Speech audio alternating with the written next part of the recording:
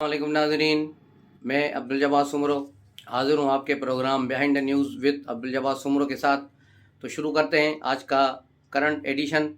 आज इमरान खान ने 2 बजे रैली निकालने का ऐलान किया था और रात भर से पीटीआई वाले बड़े पुरजोश नज़र आ रहे थे, लेकिन सुबह फिर निगरान हुकूमत ने लाहौर के डिप्टी कमिश्नर ने 144 लगा दिया, जिसके बाद इमरानी जोश व खरोश ठंडा पड़ गया और फिर जमान पार्क के तरफ जाने वाले रास्तों को भी कंटेनर लगा के बंद कर दिया गया और रेंजर्स वहाँ पहुँचा दी गई।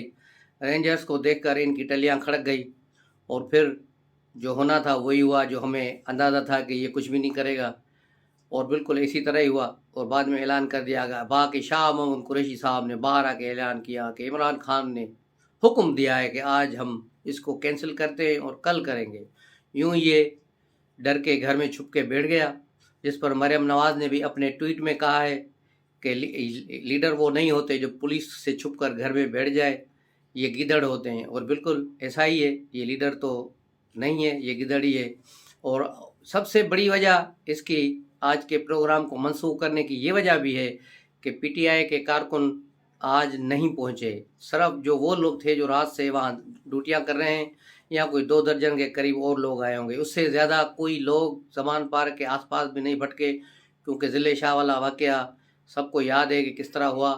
उसके बाद जो डंडे चले, जो फेंटियाँ चलीं, उसके बाद पीटीआई का क्योंकि बर्गर माहौल है, तो बर्गर सिर्फ डांस करने आते हैं और मौज करने आते हैं, मौज मेला मस्ती करते हैं, इनको डंडे खाने और इन चीज़ों से कोई गर्ज नहीं।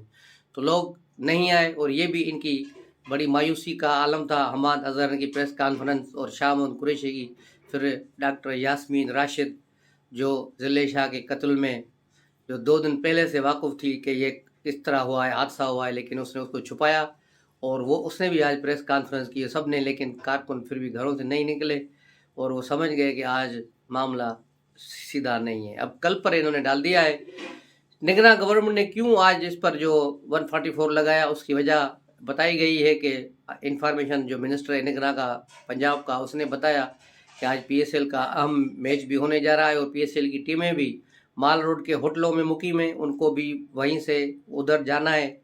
उनकी सिक्योरिटी के लिए माल रोड को खाली कराया जाएगा और ये एन उसी लम्हों पर रोड जो माल रोड पर ही वहाँ पर मार्च करना चाह रहे हैं, जिससे ये सिक्योरिटी के खदशात पैदा हो रहे हैं। उसके वजह से इसको जो है हमने मुलतवी किया है, इनको 144 लगा दिए ताकि ये बाहर ना निकले और ये पीएसएल के बाद अपने जोश जो खरोश दिखाए।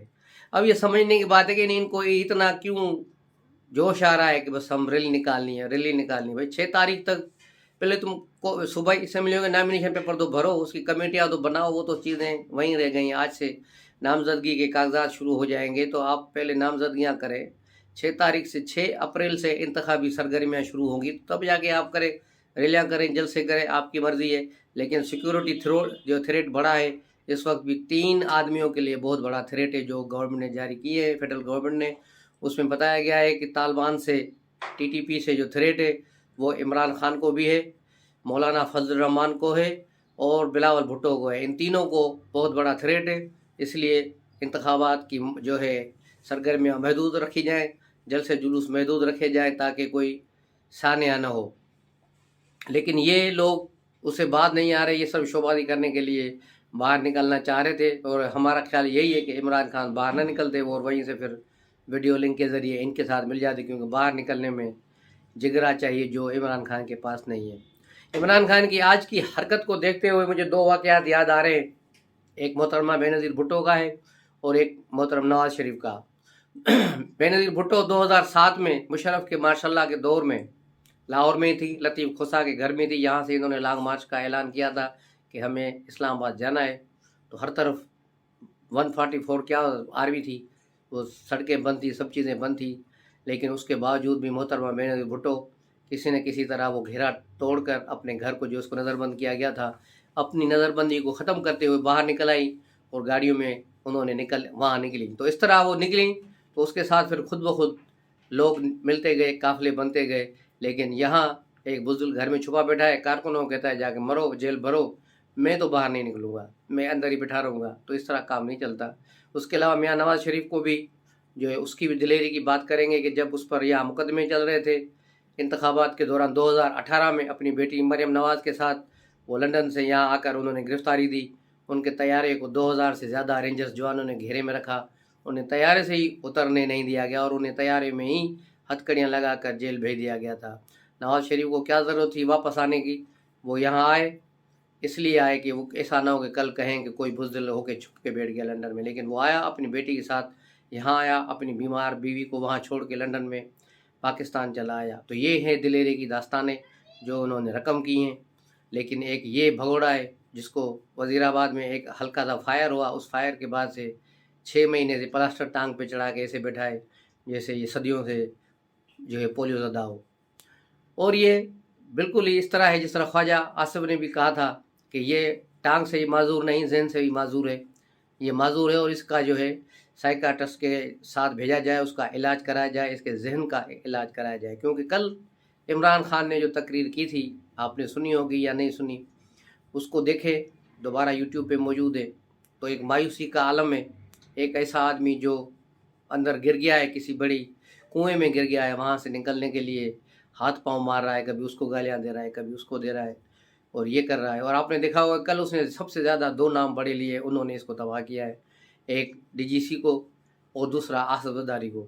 آصف زرداری کے پیچھے پڑا ہوا ہے، آصف زرداری کے خلاف کہ وہ اس نے سب سے بڑی میرے خلاف سازش کی ہے. پھر اس کو ڈی جی سی کو بھی کہا کہ انہوں نے ان کی ایک فیک کل جو ہے آڈیو بھی نکالی گئی کہ ایس پی کو وہ کہہ رہا ہے کہ ان کو ڈنڈے مارو، یہ کرو. یہ ڈی جی سی کا کام نہیں ہوتا. یہ کیوں لوگوں کو بیوقوف بناتے ہو کہ یہ کام ڈی جی سی نے کیا، فون کیا ایس پی کو کہ ان کو نہ چھوڑے. یہ مقامی قیادتیں ہوتی ہیں، مقامی لوگ ہوتے ہیں. یوتھیوں کو ابھی تک یہ پتہ ہی نہیں ہے کہ ہو کیا رہا ہے. وہ تو آئی جی نے بھی کہا کہ اب جس بیپ کا یہ استعمال کر رہے تھے اس آڈیو فیک میں، اس میں وہ اب جو ہے بیپ ہوتی ہی نہیں پولیس کی وین میں. اب تو نیا جدید سسٹم ہے، اس میں ایسی کوئی بیپ نہیں ہے. یہ سارا جھوٹ کا پلندہ ان کا چل رہا تھا جو سب نے دیکھا. آڈیو لیکس جو آئی ہیں، پھر مریم نواز کی بھی ایک آڈیو لیک نکالی گئی ہے، لیکن اس میں کوئی جو ہے غلط بات نہیں ہے. ایک اور بھی کٹا کھل گیا ہے، یہ 2018 کے انتخابات سے پہلے کا ہے. ایک فیصل آباد سے بندے نے جس کا بھائی اس زمانے میں پی ٹی آئی کے لیے مر گیا تھا اور شہید قرار دیا گیا تھا، اس کے بھائی نے کہا ہے کہ میرے بھائی کو بھی پی ٹی آئی والوں نے مارا تھا. اس کو وہ کسی پولیس نے یا کسی فورس نے یا نون لیگ والوں نے نہیں مارا، اس کو بھی پولیس نے مارا. اس کی بھی ویڈیو چل رہی ہے جو مختلف چینلوں پر آپ کو ملیں گی. آپ کو ٹویٹر پہ بھی وہ ملے گی، ٹویٹر اکاؤنٹس پہ، کیونکہ یوٹیوب کا پھر ایشو ہوتا ہے کاپی رائٹ کا. نہیں تو میں آپ کو وہ یہاں دکھا تھا اس کی آڈیو، وہ کسی ٹی وی چینل کو اس نے انٹرویو دیا ہے، تو آپ وہاں دیکھ سکتے ہیں. یہ چیزیں ساری چل رہی ہیں. پی ٹی آئی کے سارے جھوٹ بے نقاب ہو رہے ہیں. بلکہ میں تو یوں کہوں گا کہ جس دن سے انہوں نے مسجد نبوی میں بے حرمتی کی، حضور پاک صلی اللہ علیہ وآلہ وسلم کے روزے مبارک میں جو انہوں نے گند مچایا، جو سازش کی، اس دن سے لے کر آج تک یہ دن بدن ذلت کے گہرائیوں میں گرتے جا رہے ہیں. ہر ان کی پوائنٹ الٹی پڑتی ہے ان پر، ہر ان کی چال جو ہے ان پر ہی آ کے گرتی ہے اور یہ مزید رسوا اور ذلیل ہوتے ہیں. جس طرح ضلع شاہ کا واقعہ ہوا، ضلع شاہ کے قتل کو انہوں نے کہا کہ اس کو پنجاب پولیس نے مارا ہے، یہ کیا ہے، لیکن ساری چیز کھل کے سامنے آ گئی کہ پولیس نے اسے بالکل گرفتار کیا. اس کے ساتھ 4-5 لڑکے اور تھے جنہیں جا کے اس پل پر جو وہاں چھوڑ دیا گیا. اس کے بعد وہ 4 تو چلے گئے، لیکن ایک یہ سڑک پہ ہی کھڑا رہا اور یہ جیسے ہی کوئی شاید موڑ مڑا ہے یا کیا ہے، وہاں سے پی ٹی آئی کے جو جلوسوں پر ڈنڈا برس رہا تھا تو وہاں سے بھی وہ لڑکے ایک ویگو اڑا کے آ رہے تھے، اس تقریباً 120 کی اسپیڈ سے اس غریب کو ٹکر مار کے اس کو کچل دیا ہے. اب مجھے یہ بتائیں ایک کچلے ہوئے شخص کی جو پوسٹ مارٹم رپورٹ آئے گی اس میں کیا ہوگا؟ اس میں یہی ہوگا نا اس کے جسم پر یہ زخم ہے، وہ زخم ہے، فلاں جگہ زخم ہے، بہت سے زخم لگیں گے. ظاہر ہے ایکسیڈنٹ ہوا زخم تو ہوں گے. تو اب وہ کہا جا رہا ہے کہ نہیں پہلے اس پہ تشدد کیا گیا، اور تشدد کیا گیا تو اس میں پھر بھی نہیں مرا نا. تشدد تو ہوتے رہتے ہیں، تشدد کی تو کوئی بات ہی نہیں ہے. تشدد ہوتا ہے. ہماری تحریک میں پتہ نہیں کتنی بار ضیاء کی ماشاء اللہ کتنی بار ہم پر تشدد ہوا، ڈنڈے پڑے، سروں پہ ڈنڈے پڑے، مارے گئے، زخمی ہوئے، لیکن پھر بھی الحمدللہ بچ گئے. کیونکہ پولیس کی یہ مار یا اس سے کوئی بندہ مرتا نہیں ہے. یہ صرف لاٹھی چارج تھا تو اس میں 1-2 ڈنڈے لگے ہوں گے، زخمی ہوں گے، لیکن یہ ساری جو رپورٹ ہے اس کی پوسٹ مارٹم رپورٹ میں بتایا جا رہا ہے یہاں چوٹیں، یہ ظاہر ہے بہت بڑا ایکسیڈنٹ ہے. ویگو گاڑی کو آپ کیا سمجھتے ہیں کہ وہ اگر کسی کو کچل دے تو آپ کیا سمجھتے ہیں کہ کیا ہوگا؟ اس کا کون سا عضو بچے گا؟ تو یہ صورتحال ہے جس کو پی ٹی آئی کری، لیکن پی ٹی آئی والوں کے پاس اب کوئی جواز نہیں ہے۔ یاسمین راشد کو تو جیو والوں نے اچھا خاصا پکڑا اور کہا کہ جب 2 دن پہلے سے آپ کو پتا تھا تو آپ نے کیوں نہیں بتایا؟ تو یاسمین راشد الٹا کہتی ہیں کہ میں کیا سارا دن سوشل میڈیا دیکھتی رہتی ہوں، میرے پاس اور کام نہیں ہے۔ تو اس طرح یہ ان کے جھوٹ سارے کھل کے سامنے آ گئے۔ عمران خان ابھی بھی اس جھوٹ پر بزد ہے، اور کل تو کہا کہ ہاں ہمارے ہی کارکن اس کو اٹھا کر وہاں لے گئے تھے۔ بھائی کارکن تمہارے لے گئے تو یہ 3 دن پہلے بات تم لوگوں نے کیوں نہیں کی کہ ہاں اس کو پولیس نے یہاں مار کے پھینک دیا تھا، ہمارے کارکن پھر اس کو ہاسپٹل لے گئے تھے؟ یہ بات تم نے بھی نہیں کی، نہ تمہارے کسی لیڈر نے کی، نہ ڈبو نے کی، نہ فواد چودھری نے، اپنا شامن قریشی، نہ یاسمین۔ یہ سارے لوگ اس وقت چپ تھے کہ اس کو کسی طرح جو ہے قتل جو ہے پنجاب پولیس کے گلے میں ڈالیں تاکہ ایک ہمیں لاش مل جائے اور ہم سیاست کریں۔ لیکن اللہ کا شکر ہے کہ یہ چیز کھل گئی اور پی ٹی آئی کے جو ہے چہرے پر مزید کالک ملتے ہوئے چلے گئے۔